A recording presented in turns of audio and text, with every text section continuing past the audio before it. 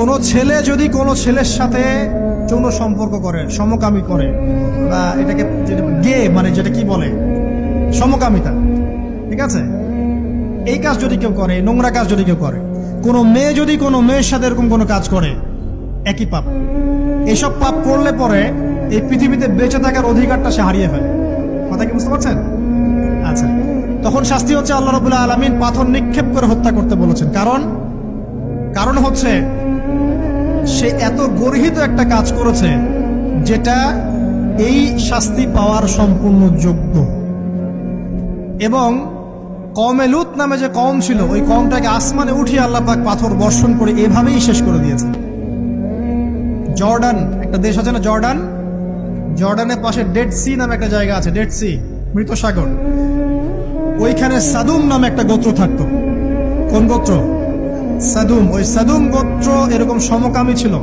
আল্লাহ রাব্বুল আলামিন লূত আলাইহিস সালামকে পাঠিয়েছিলেন, তারা হেদায়েতের বাণী শোনে নাই। আল্লাহ পাক ওদেরকে আসমানে উঠিয়ে পাথর নিক্ষেপ করে উল্টা দিকে দাফন করে দিয়েছে।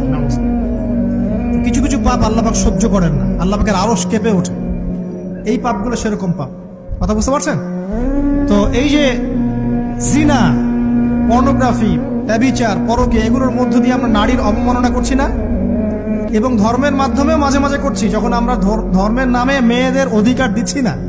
অনেকেই সম্পত্তির অধিকার দিচ্ছেন না, অনেকেই শিক্ষিত করছেন না, অনেকেই আরো যৌতুক দিচ্ছেন না, অনেকেই যে বিয়ের সময় যৌতুক নেয়, এটা তো মেয়ের উপর, মেয়ের পিতার উপর টর্চার করা, সম্পূর্ণ হারাম। তারপরে দেখবেন, রিপোর্টগুলো পড়ে দেখবেন যে এই বছর 2000 কত, এটা 22, এই 22-এই গভর্নমেন্ট রিপোর্ট অনুযায়ী নিবন্ধিত প্রায় 1339টা ধর্ষণের মামলা হয়েছে। তো এটা এখন অ্যাভেলেবল, যে কোনো সব জায়গায় ধর্ষণ হচ্ছে, এখন অ্যাভেলেবল। মানুষ এটাকে স্বাভাবিক মনে করছে, এখন নর্মাল ধর্ষণ হতেই পারে, মানুষ এখন এমন মনে করছে। প্রত্যেক দিন পেপার খুলবেন, দেখবেন রেপের খবর, প্রত্যেক দিন খবর শুনবেন ধর্ষণের খবর।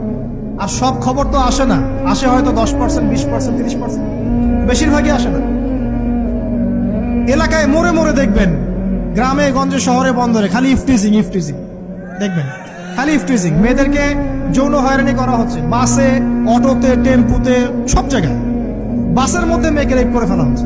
একটা বাচ্চা মেয়ে যে বোঝেও না যে সেক্সুয়াল বিষয়গুলো কি জিনিস, ওকেও রেপ করা হচ্ছে। এই যে মহামারী, আপনি তো বুঝতে পারছেন না যে আমরা কোন সমাজে আছি। এই সমাজে আপনার মেয়ে তো সেফ না, আমার মেয়ে তো সেফ না। আমার মেয়ে, আপনার মেয়ের ভবিষ্যৎ কি হবে, এর ভবিষ্যতের নিশ্চয়তা কে দিবে? আপনার মেয়ের ইজ্জতের ভবিষ্যতের নিশ্চয়তা কে দিবে? এই নিশ্চয়তা দেওয়ার মতো মানুষ কোথায়, নেতা কোথায়? কারো ঘরের স্ত্রী, কারো ঘরের বোন, কারো ঘরের মেয়ে এখন সেফ না। বাসে, ট্রাকে, ট্রেনে, অটোতে, সব জায়গায় হতে পারে। আর এগুলোকে আমরা প্রমোট করছি, এখন নগ্নতাকে প্রমোট করছি, পর্নকে প্রমোট করছি। এই নগ্নতা, পর্ন, এসব দিয়ে মানুষের মাথাটাকে পুরো জানোয়ার বানিয়ে ফেলা হয়েছে। পর্ন দেখাতে দেখাতে ছেলেদের মাথাটাকে জানোয়ার, পশু বানিয়ে ফেলা হয়েছে।